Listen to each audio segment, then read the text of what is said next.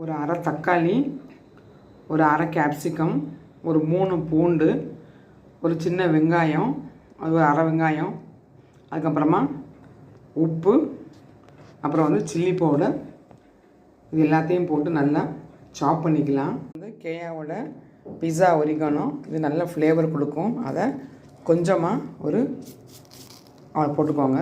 கூடவே 2 எக்கு போட்டு நல்லா பீட் பண்ணி எடுத்துக்கலாம்.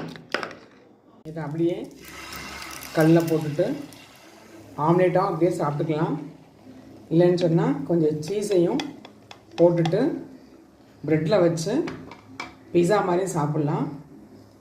காய் தக்காளி எங்கே போட்டிருக்கறனால வந்து இந்த மாதிரி நிறைய வால்யூமாக இருக்கும். ஸோ வந்து பெரட்ட முடியாட்டினா இந்த மாதிரி டிவிஷன் போட்டுக்கோங்க. டிவிஷன் போட்டுட்டு அதுக்கப்புறமா ஈஸியாக பரட்டிக்கலாம். பீஸா ஆம்லேட் ரெடி.